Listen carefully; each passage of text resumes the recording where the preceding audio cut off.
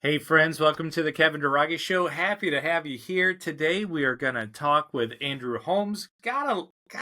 So sometimes I get introduced to people. Sometimes they're people I've known for a long time. I just was introduced to Andrew thanks to Mary F. and Kane and had a great talk. So much of what he talks about has the wisdom and understanding of been there, done that, along with a lot of the stuff that we have. He's born in America, but Indian descent, so his parents are doctors. He has all this status of success and grinding and working hard, which his parents model. But he realized that he was different. Scholasticism, right? School came hard for him. He had this idea of vision of becoming successful and all this stuff, and then he came out and did it, right? He figured it out. So man, so much of the conversation is just so wonderful. And I hope you guys really get into this and enjoy the conversation with Andrew Holmes. So let's get started.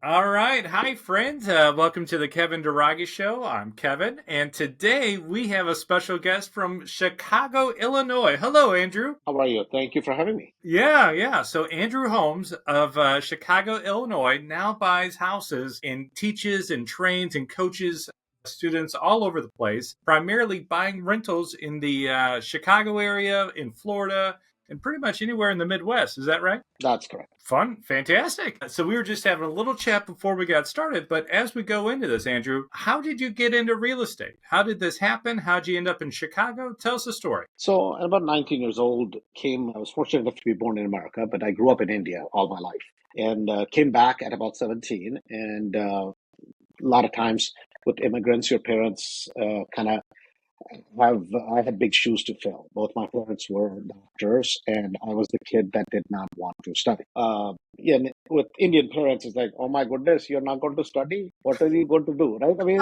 it's that thing, right? That your life is over. And I always had all kinds of crazy ideas as a kid. And so I was like, I'm going to show you, I'm going to be a multi-gazillionaire. You have a big mouth and a small brain. I had that disease. And so I would speak before I would think. And then you realize that it's not quite as easy. So at 19, I'm in college and I wanted to be cool. I had a thick Indian accent, don't quite fit in. And so I'd go to at the time I'm dating myself, go to the library, read a bunch of stuff, the typical books and all that kind of stuff. And for some reason, real estate kept coming up. And I wanted to do something in entrepreneurship. I didn't know what it meant. I had no clue. And so I thought I was going to I wanted to invest because that's what gets you to riches, according to me at that time. And I still remember this exercise. Somebody said, you write down the check that you want to have, right? And put it in your pocket. I'd heard this.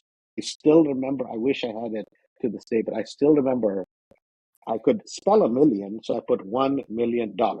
I just didn't know how many zeros there were in a million. So that, that check literally had less zeros, but the million was at least spelled out correctly. And I realized it after years, right? Because it was all torn up, blah, blah, blah. And I think, there's an old saying, Earl Nightingale once said, you become what you think about. And so it was a shaky start because I took the Pell Grant loan. Instead of buying school books, college books, I went and got a real estate licensing course in a farm area in West Virginia. And I literally used to cold call farmers that with a thick Indian accent, hey, I can sell your house for free. This was my script. And so it was not, at 19 years old, it was not a pretty start to say the least. Wow, what a great story. So how was it having two doctors as your parents and not just doctors, Indian parents? Man, I was good at BS. When they would call me, I would never pick up the phone. Because, and maybe somebody can relate to this, is I was ashamed of where I was. I had this big dreams. I was, what do you call it? Fake it until you make it thing. Yep. Right. But when you fake it until you make it, you have to still look yourself in the mirror. And a lot of times I felt poorly about myself. Maybe it's self-esteem. Maybe it's one of those things that it's okay where you are. Just don't stay there. Right? It's okay where you are because we all start out somewhere. Nobody is an astronaut from day one, obviously. But I think that was something that I had to overcome, which was my self-esteem, my own I would say BS, and I see that with a lot of quote unquote entrepreneurs.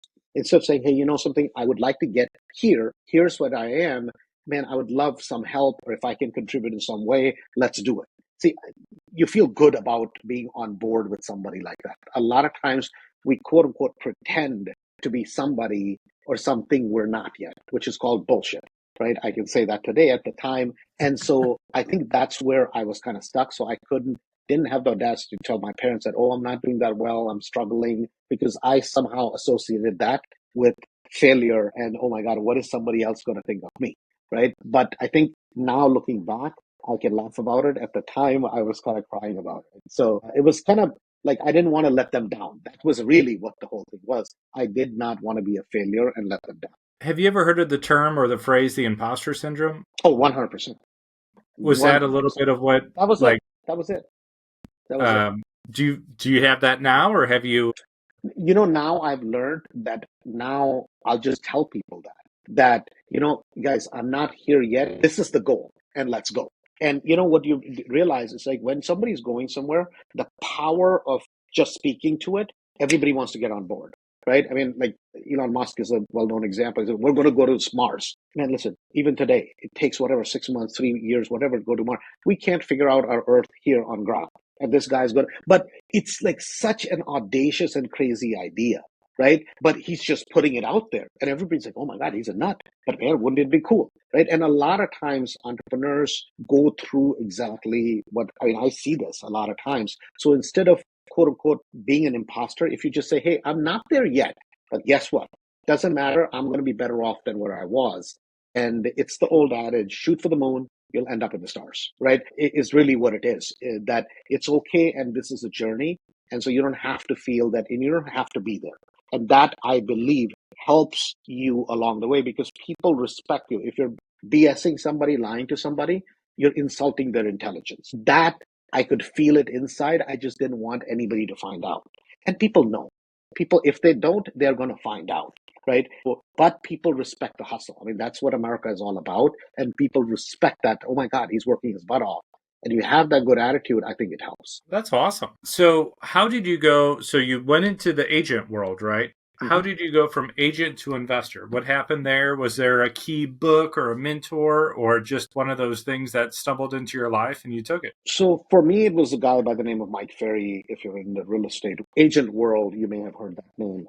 He's a real estate sales trainer. Now his son does training. I ended up at one of his events in Pittsburgh, so I drove up there, and it's kind of funny how life sometimes happens. My credit card wouldn't go through, and it was $200 or 250, but whatever it was a very nominal amount, And I parked my car way out in the parking lot because I didn't want people to see my beat up red little Mustang because I'm wearing a suit trying to be just as quote unquote successful like everybody else that is there, right? I don't want anybody to find out that I'm struggling, right? Because you feel less than. And I remember there was a lady by the name of Miss Kathy. I'll never forget it. And I'm so embarrassed because my little MasterCard, a Visa, whatever it was, two of them didn't go through. And she's like, oh, it must be an error. Sometimes it happens, honey. Don't worry. And I want to hide under a rock at this point, right? And I remember she does something. She's like, Mike said it was going to be okay. There must have been, for all I know, thousands of people. There were maybe 1,500 people in the audience. And she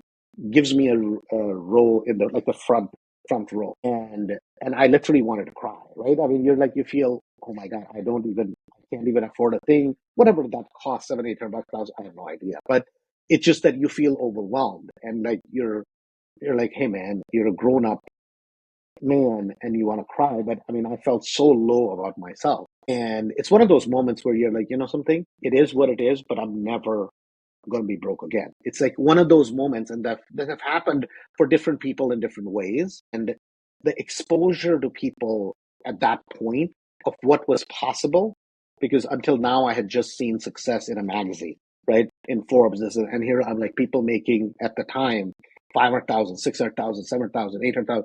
And I'm like, oh my God, this is possible, right? And that exposure changed my life, that it brought it into reality. Dude, that's fantastic. I like that verbiage you said there. I've only seen success in a magazine. What do you think? Look at social media now, right? So before it used to be we would have to read or study famous people. I remember back in college for me, I would have to go to where the computers were Sure. and I would print it off and read it. It wasn't what it is now to get some of this information. What have you noticed with social media trying to dictate what success is? I think it's both good and bad, both, right? Which is that it's become accessible. We are in a richer society today with all the problems we have, mind you, than ever been, right? I mean, that's just a fact of life each year. And this is across the world if you travel anywhere. So that's great. The access that it's possible is great. But now it's like you have this thing where everybody has to bullshit. We see this in our industry, quote unquote, right? That it's okay to aspire. We all want to aspire to nice things, whatever, but the amount of bullshit has gone up. But so has the hope and access. Both things have become true at the same time. At that time, it was lack of information. Today, it's too much information.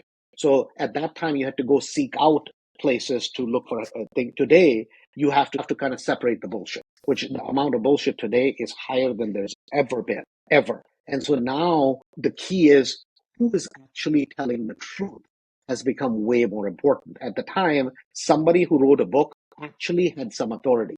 Today, I mean, any moron can write a book. I mean, you don't, in fact, there are more idiots writing books than actually legitimate people because they're too busy. I mean, that's just the truth, right? And that's what it is like, it's just a different struggle. I don't think it's changed, but yet the possibilities have become greater for sure. Yeah, now with the availability of AI, some of these books that are just there's going to be a lot of garbage. There's going to be a lot of garbage that are thrown out there. And then like now, like with even headshots, so it's not just our headshots anymore. It's, well, here's AI's version of what we look like. And it's like, what is real, right? What is the new norm? So you got into that event, right?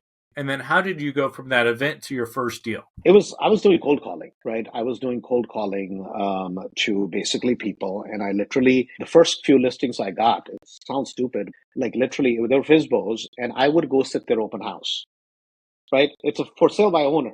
And they're like, why would you want to do that? I'm like, well, maybe if it for some reason doesn't sell. And, as luck would have it, or life has a funny sense of humor, two of those stupid things sold that weekend, and I got $500. My first two commission checks were $500. But some things sometimes I think life tests you. What are you made out of, right? And you still have to have a positive attitude and blah blah blah blah.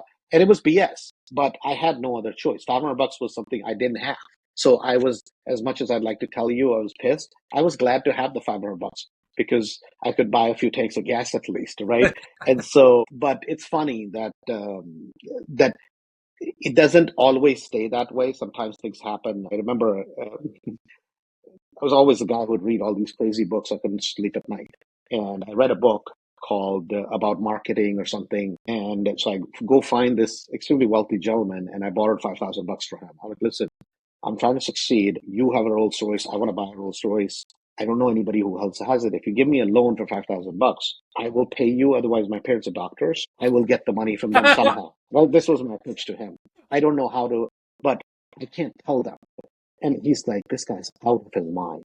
But he clearly saw that I was sincere. I mean, I was sincere, and I was like, whatever I have to do, I'll go work at a Subway, but I will not steal your money. And he gives me the $5,000. To make a long story short, I take the $5,000. At the time, I get confetti paper printed with my name on it. And my bright idea is every time there's a touchdown at the football game, I'm going to have all the people in the fraternities and sororities throw it from the stands. This is my brilliant idea. So obviously, to induce them into doing that, I get my friend, obviously we're all underage at the time still. So I get my friend to get everybody kegs of beer.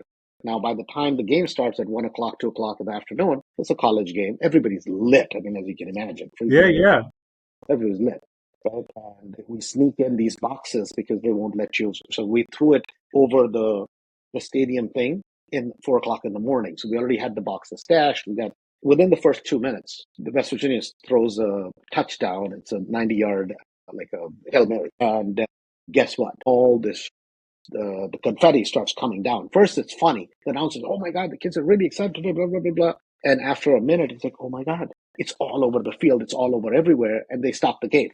And No. now they pick out, they're like, it's me. And obviously, I get arrested for stopping the game, right, by the campus police. And I'm like, oh my God, are they going to hang me? Am I going to be dead? I mean, whatever's going to happen, right? So I get to I didn't know what real court was at the time versus like campus court or whatever it is. And the judge is looking real stern. I walk up and he's like, because obviously this was in the campus newspaper, realtor stops the game, says was trying to market, or some headlines like that. And he reads, I mean, it, and he busts out laughing. The lawyer or whoever the people are, they're all laughing. The campus police officer is laughing. Everybody's just laughing, you know.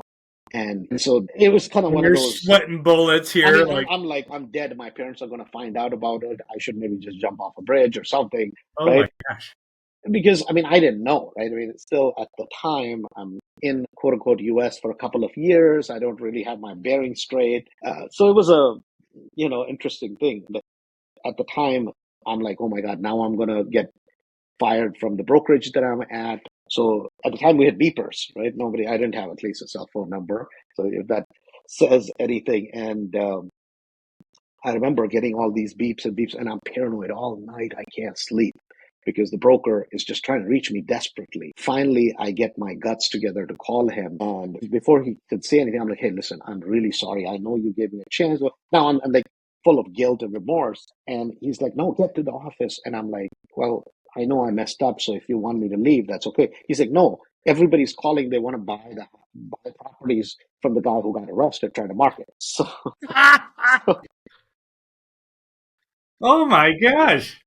so that year I sold 46 houses, year one. And so it was Oh an my gosh. interesting journey, I guess, to say the least. But that was kind of so it was a shaky start. So were you on But the confetti? Like how did yeah, that? I had my name on it, right? That I sell houses. Some silly thing that I thought that everybody would get it. They would be like, oh, wow, this is such a genius idea. They're going to keep the confetti and think of me. This is what I thought, not thinking that it would create trash on the field and they would have to get it cleaned before they can restart the game. I mean, it's just All right, one of I those have to things. ask you. So that's America, right? And Yeah, in America, you're on a college campus, college yeah. game, right? Different world. Could you have done that in India, and what would that have looked like? Like if I you're don't in a know. I mean, cricket match or it's like something. now things have changed. Obviously, today, India, when I left India versus today, things have changed, right? The one thing, and listen, here's what I gotta say: if you can't make it in America, certainly don't go anywhere else. You're effed anywhere else, right? I mean, at least I am, extremely grateful that my parents did their residencies here. That I was fortunate enough to be born here. Right? I feel very blessed because for the amount of work that I have put in, right? I'm not saying it, but relative to the rewards that America gives me, I don't know, and maybe other people may know of a country that is better, but here the opportunities are there. What you do with it is up to you, right? Wherever I am or I'm not, right, is because of either the effort I have put in or not put in. But the framework is there. Nobody gives a hoot, right? This whole bullshit about you're black, white, fat, tall, good looking, not good looking. And America is the only place, right, where if you have a skill set, of anything. Nobody gives a damn. Nobody gives a damn. When a plumber comes to your house and you need something done, do you give a damn whether he's Hispanic, whether it's a visa or a passport? Nobody gives. You're like, hey man, he does a great job. You're grateful if you can give him more work. And it doesn't matter if it's a plumber or a surgeon. And that's the part of this country that I think is incredible, right? That opportunity is there, and if you are willing to do the hustle and I really believe this. And this is the same thing about real estate, that if you take care of real estate for the first 5 years, real estate will take care of you for the rest of your life.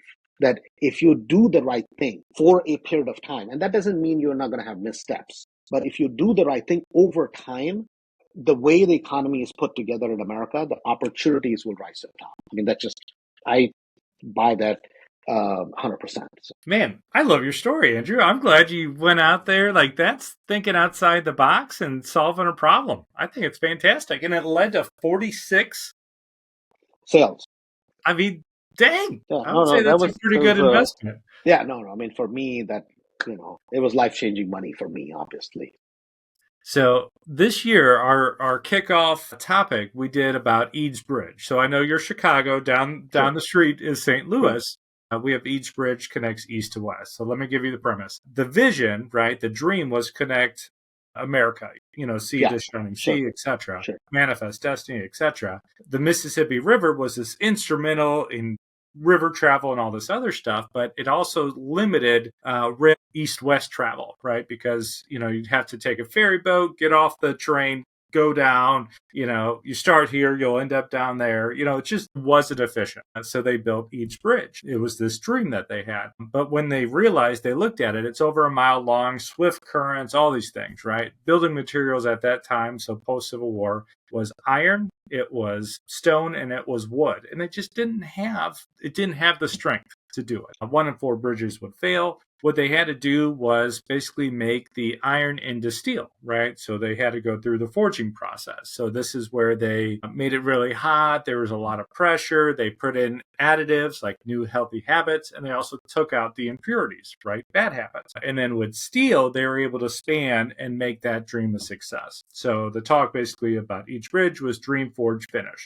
because a half finished bridge doesn't get you across the river. So, taking that concept, that framework, that forging moment, what would be some of your forging moments, Andrew? Where I like how you said it, I'm never going to be broke again, right? Success in a magazine, right? So, say you're this young entrepreneur, which you were, when you do get to those low spots, what was it in you that said, not again, I'm going to go do this, or I'm going to double down and I'm going to be a successful real estate investor? Like, what was a forging moment for you? I mean, it's like I had always felt that I didn't want to be a failed son, right? It's like and again, with a lot of immigrants, you have this pressure. It's a societal pressure sort of thing or you put on yourself, right? And I didn't want to fail. I didn't want to be a failure. That was not an option for me. That's never been an option. And so every time, and I seem to do the best under pressure. I don't know why. I get stressed myself. A lot of times I'll create drama to create stress, to create something to happen. Right. And that's not, I'm not saying it's the most positive way of going about things, but I think Michael Jordan talks about it. A lot of people, because they create this false enemy. For me, my false enemy was my parents. Oh my, right. I had a great set of parents, fortunately, but I didn't want to ask for their help because that was a failure in my book, right? And I wanted to prove something. And I knew it was possible. I knew it was possible. I didn't know how. And it was like, if there are other people that can do it, maybe at least I can do half as much. Maybe I can do a quarter as much. And that would be better than where I was. And one thing I realized, I tried being poor. It sucks, man. It just sucks. And I mean, like, literally, it sounds really crazy. Initially, when I was in college, my friends used to order Stromboli at 2 o'clock in the morning. They'd go get it from the store. I didn't have the money to go get it. So my first goal was that. Second was, I remember getting a flat tire and not being able to buy 4 sets of tires. Today, the first thing, like I have to go do that, but that's one thing. I love to go pay for it. They're like, we got to change all four. I'm like, go ahead. Because it's not the 1,000, 2,000 bucks. It's at least the things that used to be, a lot of times people think it's the big things. It's actually not. It's the small things that I'm like, at least today I don't have to think about. Right. And that's what it was. And there's been 2 or 3, 4 times in my life, like everybody else's life. At one time, I built a gas station, 22, 23 years old, and I was taking 22,000 net home a month. At that time, it was a lot of money. To take that kind of money home, net every single month. I wasn't doing that much. I did not put it in a LLC or S corp. I was a 50% partner, and I had my personal name on it. And why? Because I had run up all my credit cards, every single penny I had saved up to be able to put the down payment on that. And I'm like, oh, I'll do it next month or in a month or two, right? And it was $72 and some change was the cost of getting a S corp or whatever done at the time in Georgia. And somebody drives in, and I get sued for a liability lawsuit, and because he had come and bought alcohol at the gas station, and we had sold it. We meaning the staff had sold it to him, and he's coming back for a second beer run. When there's a lawsuit, they take the insurance money, which is fine, but then they're like, well, one of the owners, they're personally liable for the money. And so whatever my savings were, whatever it was at the time, right? The house, the cars, whatever. And I still remember, it's like, if there's a low moment in my life, I think that was it. Because at this time now, obviously, I'm telling my parents, oh, blah, blah, blah, blah, blah, I'm at the top of the world, right? And sometimes, immaturity or stupidity and money, they don't go together hand in hand, right? I didn't know that, of course, at the time. And I didn't, I mean, in general, I've lived a pretty clean life, right? I haven't had any wild misadventures, fortunately, but just that simple mistake. And my mom is coming to town with my sister to visit me, right? And any excuse, any lie in the book, I'm making up why she should not come, rather than just explaining exactly what happened. It's not like I've done, wasn't a criminal lawsuit, wasn't anything, it was just a civil lawsuit. It's just, it is what it is. Yeah. I didn't have the business maturity at the time to be able to explain that to my mom. And sometimes your parents know.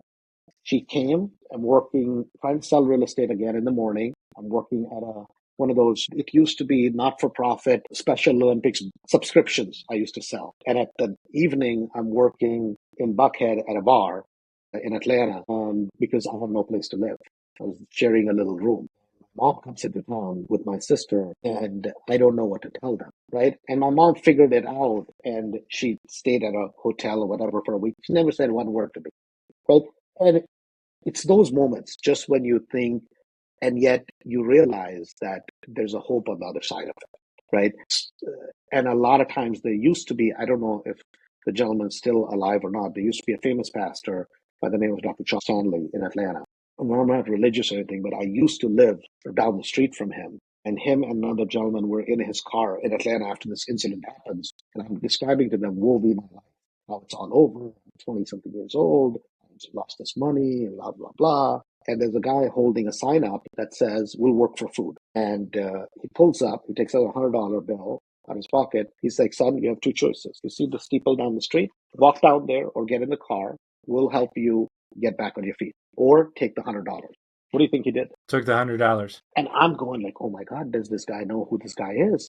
He's Dr. Charles Stanley. I mean, at the time, he's like a very prominent Southern Baptist, right? Like a pastor, blah, blah. He could change his life. And he said, sometimes life happens to you. You have two choices. Find a tall bridge, which you're going to have a hard time finding in Atlanta, and jump. Or you got to fix your attitude. Like you're 20 something years old. What the hell is wrong with you? So I'm paraphrasing it, but pretty much he's like, when you end it all and you go up to the good Lord, and he says, why did you do this? What do you think you're going to say? Right? And it kind of put things in perspective that it's not all bad. Right. And that's kind of how I ended up moving to Chicago. So, but I ended up moving to Chicago, get in real estate because that's all I knew how to do. And I moved here 2002 and 2008 because I still had that bug that I'm going to invest. So it actually took me from the age of 19 to 32 before I bought my first investment property. Really? In 2008, right, when everything was collapsing, I saw an opportunity because everybody was going belly up.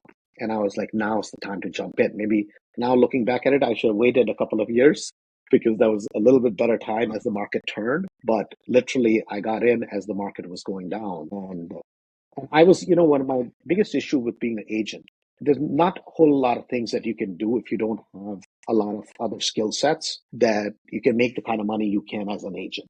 You have to hustle, but you can make good money. The problem was I hated January 1st because your slate gets wiped clean and you start all over again and you start all over again and all over again. And even agents in my office that I respected a lot, I didn't want to be them when I was 60 years old. So that was kind of my motivation that somehow I'm going to figure this out. Right? I didn't know how, but 2008, 9, 10, I did flips because that's all I knew how to do. So that was another treadmill that I got off my agent treadmill, and I thought this is bigger, fancier treadmill on doing flips. And a lot of times, and that's again, I thought I was cool. Now I'm doing flips. I'm a quote unquote investor. But sometimes, the grass for the neighbor seems greener until you go there and you realize the son of a gun just sprayed it, painted it. Right? It's like, and that's what I realized doing flips. It's a wonderful way to make money, but there's risk there. as an agent, I had zero risk, which I didn't realize when I was an agent. And then finally in 2011 is when I started realizing you use flips to build cash, but you own rentals to build cash flow, right? And there's a basic thing that I genuinely live by, that if you take care of real estate for the first 5 years, real estate will take care of you for the rest of your life. And all the classes I do, everything, the brain, we have Kool-Aid at the back of the room, and we make everybody drink the Kool-Aid that you're going to buy good quality properties in good areas at deep discounts and never, never, never, never, never sell it. And you're going to pay them off. I mean, that's the Kool-Aid. So anybody that comes around us, I don't care if you make 20,000, 50,000, 100,000, a million. The people, everybody in between. At the end of the day, if you have good quality real estate in good stable areas, that you've bought it at the right price and you own it for long periods of time, there is no better investment, because you can get in it with if you know what you're doing, you can recycle all your money out. If you don't know that technique, you can put 10, 15% down, 20% down. The loan programs, opportunities that are available. And Chicago is a difficult market to do business in, for sure, obviously, because highly liberal, it's interesting. But the margins are huge. The margins are tremendous because it's a difficult market. The climb is steep, but it's very profitable, right? And that's what people don't understand. They're like, oh my God, I'm not going to invest in the Chicagoland area. I'm going to go to Indiana. I'm like, go ahead. Indiana is nothing wrong with it, mind you. But a lot of times we always look for diamonds in somebody else's yard, right? There's a famous book written, Acres of Diamonds. This is what the story's all about, that the gold is not in, so somebody living in St. Louis the gold is not in Chicago. The gold is under your feet. The question is, do you know, number one, what gold is, right? Because a lot of times people don't even know that. What is gold? And then, do you know how to dig for it? And do you have the resilience to stick with it till it shows up? That's great information. So then what advice would you have for building up that resilience, right? Or that determination to keep going? Like for you, if I'm not mistaken, you were talking about like, I don't want to be a failure. I'm not going to be the failure son, etc. So I'm going to figure this out. Like, what do you think? I'm just thinking of like somebody out there right now. Maybe they're in the grind, right? Maybe they're just struggling in this process. Like you talked about hope, right? What hope do you think you could give them? Like what exactly can you show? I believe in that whole visualization thing, right? Yeah. I mean, if you notice, there's a jet behind me. I don't own that one yet. I own a different one, right? So it's kind of but I mean, I've always believed in this, and people may think it's crazy. At one time in my life, I used to live in Pittsburgh.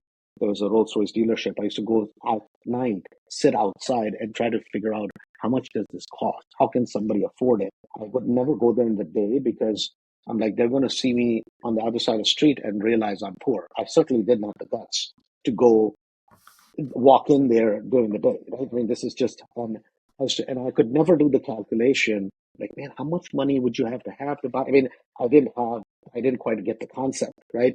I used to go outside of big, beautiful houses, drive around in circles and circles, right? Trying to get God knows what in my head, right? And airplanes, I always loved. I was like, one day I'm gonna, buy some. And mind you, I couldn't buy a tire on my goddamn car at the time, right? I mean, so it's not like, I mean, but life, one thing I know for sure, right? If you want to be a football star or baseball star or whatever, you can't be sitting home and smoking pot, right? I mean, I know that for sure, right?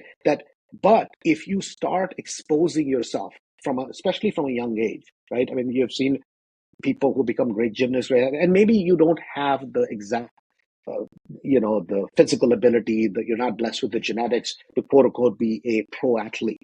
But for sure, you may be able to play in college, right? And a lot of times life is that way. If you start thinking about it over and over and over, you get closer to your goal. You may never reach the actual goal, but you'll end up 10 times better than you're at. Your mind tricks you and it becomes reality. I literally used to drive a beat up car. I used to picture it turning into a used Jaguar. At the time was a fancy car. I used to picture, I'm driving it, it's turning into the little Jaguar at the front of the car. Then it's turning into a used Mercedes. Then it's turning into a new Mercedes. Then it's turning into a Rolls Royce, right? And that's happened, right?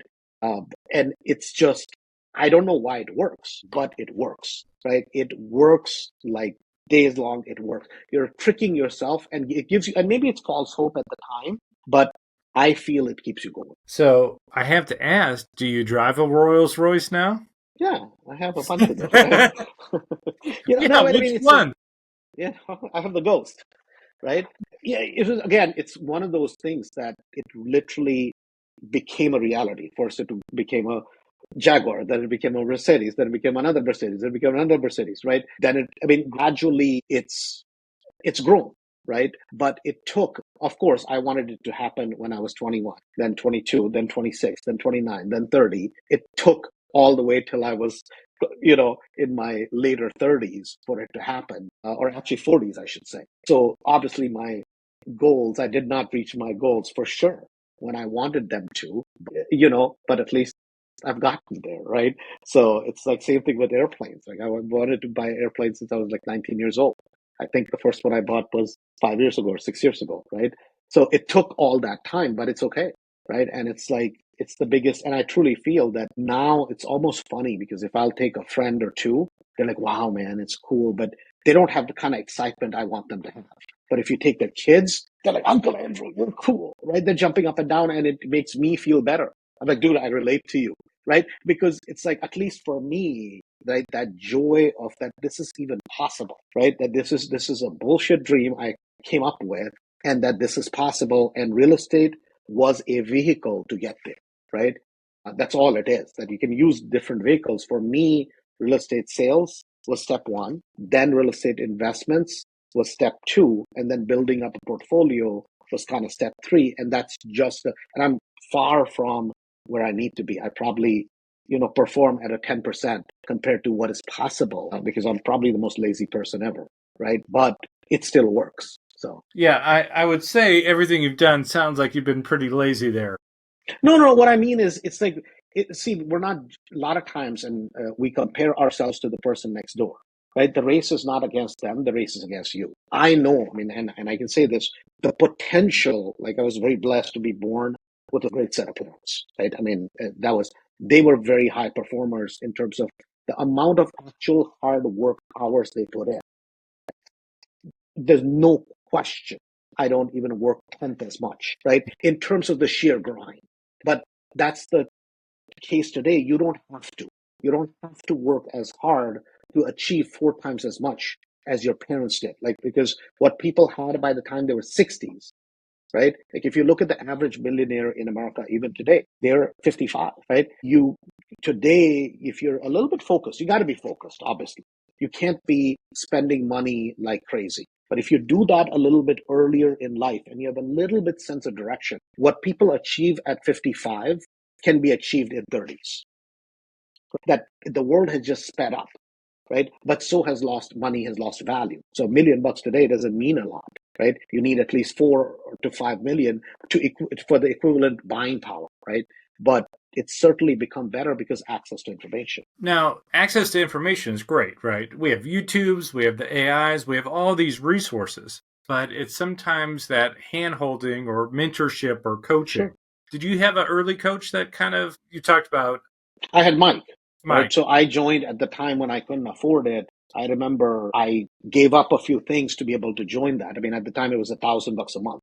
$1,000 a month for me at the time. It's a lot of money, right? And there were months, I mean, quite honestly, there were months where I had to stop the coaching because I'm like, hey, I'm sorry, I can't afford it this month. I don't have the money, right? And they gave me a 90-day pause or whatever. And then I went back to it. I mean, it was, we all like to think that, oh my God, yeah, it just changed. It didn't, right? It takes time.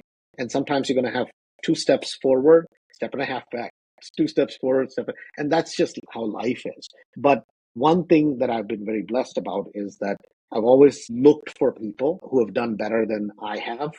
And I've taken that hope and tricked my own mind to go from step one to step two to step three to step four. And that has worked really well for me. So I believe in that 100%. I have to ask, Andrew, what is your next goal? It was the Rolls Royce, right? It was the airplane. What's the next big target for you? Man, I don't know. I mean, I'm trying to figure out. I'm 49 years old, and I was married before. Fortunately, no kids, but I'm supposed to get married soon. But the next goal is certain parts of my life have worked well. Other parts of my life, I feel that there is sometimes you sacrifice certain things or you ignore certain things, right? Trying to achieve another thing. And it's like life is like a pizza. You take one slice out and you smush it back together. It may look complete, but it's not complete. And that's the part of it now I'm trying to figure out, is because that's not an answer I can just go seek, right? So now I'm trying to figure that out, because from time to time when I look at other people, they're like, oh my God, yeah, maybe this way I've made it, in other ways I'm lacking. But now I'm trying to figure out, there's 5, 6 different things I do business wise. And now it's like making it a real business. Until now, it's just been, I've done what I want, when I want, how the hell I want, right? And now it's like, can we truly make it a business and truly take it to the next level, right? Because I think I'm far from my potential. So that's still a journey that I'm struggling with. It's interesting you mentioned that about the pizza and whatnot. So in our stuff, our three main tenets is the most important real estate is between your ears, your personal Right. drives your professional, and it's all about relationships. When I'm talking relationships, there's really three main relationships: relationship with self, relationship with others, and relationship with things. In America, we determine success, kind of like what you're talking about, is how much money do you have and what's your title. Like that's what success means to us. Success is whatever you want it to mean, right? Yeah. But that balanced life, you have to have these life, others, and things kind of in wraps. You just said it, and I'm thinking of another student that I have, and you could go through periods of sprinting, right? I have X years before this is going to happen, and I'm going to just start a business. I'm going to work 2 jobs. I'm going to just do what I can. So when that happens, I have to turn around and become a dad. So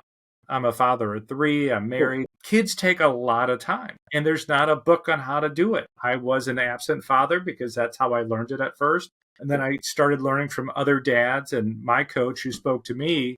And I basically woke up and now I'm a dad, like I'm an active interact, but it's one of those, like, you have to put the time in and recognize it. I don't think a lot of us recognize that. Mm-hmm. I also noticed the more times that I was like actually being a better dad, like teaching them how to do something, I became a better coach. The better coach I became, the better dad I became, the better that, it's not a different cubbyhole. It's one of those, actually, these worlds actually do help each other. 100%. It's like any time, I mean, somebody becomes more spiritual, more starts taking care of their health, starts taking care of things, a lot of things around it automatically start getting better, right? I mean, and like you said, sometimes we have sprints, sometimes we're like, oh my God, what am I doing? And that happens in business all the time. It happens to me. Sometimes I'll feel lost. Somebody will say something, it'll get under my skin. And then at the time I'm mad.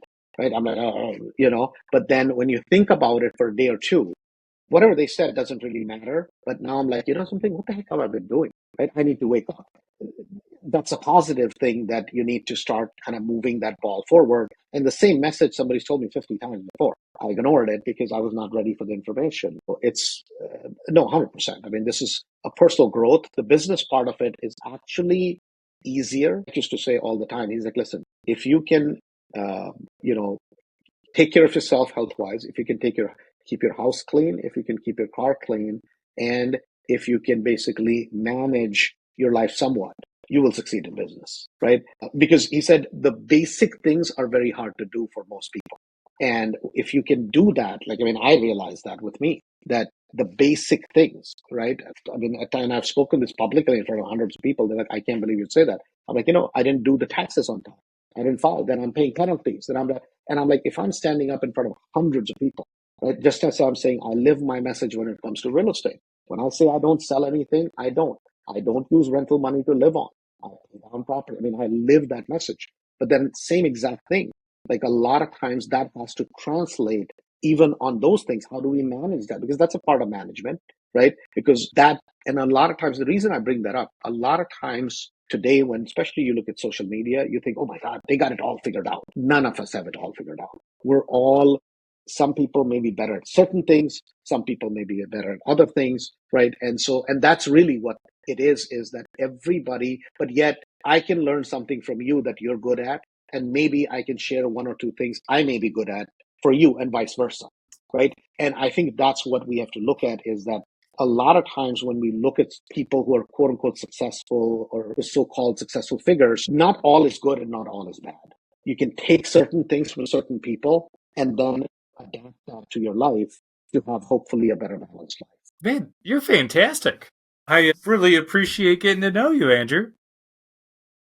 So, as we're wrapping up here, is there any final advice that you have for, say, some young or struggling entrepreneurs? Maybe they're in a season of their life where they just kind of took it to the teeth there and they're feeling like their credit card doesn't go through the machine anymore, or they just, what can you help those people get through it? How can you give some hope to these guys? I mean, if you want to be a successful entrepreneur, number one, if you don't have resources, meaning money, get a job, right? Never be, and the reason I say that is because I always felt that was less than me. And so I struggled doing different things, right? Get a job that is stable. I don't care even if you drive Uber 10 hours a day, makes no difference, but have some stability in your life because that helps you build. Use that stability to build and look into the next things and don't swing for the fences. When you look at a lot of successful people, statistically, people who are quote unquote successful, meaning that if you truly want to go to that 5 million or up or into a deca millionaire, which would be 10 million to 30 million, that is something doable for most people. 10 to 30 million is doable for most Americans. More than that, 50 and up, part of it also has to do with luck. Part of it has to do with X factor, which is very hard to learn. But 10 to 30 million is doable for almost anybody. I truly believe that. Right. And so you start with a job, use that. Obviously, you can't spend everything you make, but then you figure out, how do I perform well at that job? Use that income, use that stability to build the next thing and start learning during your free time. It doesn't have to be, I'm going to try to brainwash you for real estate, obviously. But I'm just saying, it doesn't really matter whether you're going to be Mr. Crypto, whatever you're going to do. And don't go take risk that is beyond your power to get out of. Because the worst thing people will do, they'll do well at something and then put all their eggs in one basket, right? To the extreme that they have no other way. And then it's like, it breaks their spirit. If something breaks your spirit, you're done for the rest of your life. And so you got to protect that. That doesn't matter what happens. It's okay if I'm not worth 100 million, but can you get in that category of a deca millionaire, which is from 10 million to 30 million? That is doable for almost anybody in America.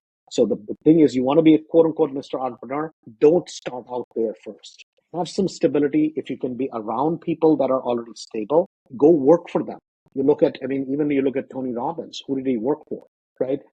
He worked for another motivational speaker. I forget his name. I'm probably facing, there's another guy, older guy. And that's where he learned. It's kind of learning at the feet of your guru kind of thing. It sounds woo-woo, but it's really true. And then the student was has gone way beyond whoever the person that was his. Obviously, right? If we don't know who the mentor was, but we know who Tony Robbins is. Right. And that's kind of and that's the thing. A lot of times today, what we want to do is skip that step. Oh man, I'm going to directly become a influencer. I'm going to become this. And a lot of times you want to verify that what the pot of gold is that really gold, right? Because that's the biggest problem. Happens to me all the time. That I'll see people, I'm like, man, look at my life. I'm poor, right? Look at that. It messes with you, man. It literally messes with your head. And that again goes back to that syndrome that somehow I'm less than. Literally, I'd walk in a store and look at the exact same Rolex on, what exact same thing. The one in the showcase looks better. Yeah, it looks better because it's new. It's never been touched, right? It's this crazy thing in our head, right? Somebody called it the monkey brain that we have to control. But it's truly, that's what it is. And then once we get over that, now it becomes possible to grow. Man, it's been fantastic chatting with you. Our time has already flown by, but yeah, no, definitely. If somebody wants to get more of Andrew Holmes here, do you have a website or socials that you want people to go to? There's a bunch of socials we have. Otherwise, you can find us on Andrew Holmes Real Estate. If you put that into Google, you'll be able to reach us. Sounds great. Hey, Andrew, thank you so much for being on here. Mary effing Kane, thanks for the connection to talk with Andrew. And guys, we hope to see you very soon. I know that you guys love that conversation. I did too. I have a full page of notes. I use my little remarkable here. I love it. It's great. You guys should get one. But here's like he starts off with this idea of I got a big mouth and I got small brains. But so much of what he talks about is that visualization, right? Dreamforge finish, the dreaming phase, the visualization, the affirmations. He'd put up the pictures, he'd have this image that he wanted, and then he'd go and tackle it. He took massive action, which is fantastic. The parts, oh, so relatable. He goes to this conference, he's all dressed up, he's trying to hide his beat up car, his credit card's declining. It's like, yes, I get it. I've been there. I know what it's like. Or where you're negotiating because you don't have any more left. So it's like, well, this is what I have. Man, I'm never going to be broke again. So wonderful, so relatable. And if you are going through a struggle right there, he talks about, hey, you got to stabilize it, right? Go get a job, stabilize, get some money. Don't go swinging for the fences. Get the base hits, right? Get on base. And he also talks about not taking too much risk. So don't, once you have some success, don't go all in, right? Keep doing the method that works. Another person talked about being boring. Find what works, keep doing it. But man, what a great story about the confetti going out and becoming this big hit on his college campus, selling 46 houses after dumping all this confetti down on the field. I mean, fantastic. And then talks about basically losing it and all coming back. Remember the gas station story where he was making all this money with a gas station, and then he backed it personally, and then people got in trouble, and then they came after him. Oh my gosh, talk about the highs and lows. Right? The idea, hey, I'm going to have this car until I have this car, then this car, then this car, and then I'll get the Rolls Royce that I really want, and then I'll get the airplane, and then I'll get dude, he's living it. He's been able to put this stuff together. I love it. He's got successful students. He has successful RIAs over there in Chicago, buying properties all over America, primarily the Midwest and Florida. Great job. Great job. I'm so happy I got to meet you, Andrew Holmes. So great. Thank you, everybody, for jumping on. Thank you, sponsors, for helping us. Lois Mann's Farmers Insurance covers my assets. We have Greg Mann's with Upright Construction, does all my exterior stuff. Red Maples Construction, Jason and that team do all the inside work for me. CRS, Property Management, Adam and their team are doing fantastic. Property managers and so much more. So guys, thank you so much for watching over us and keeping us solid. Thanks and have a good day.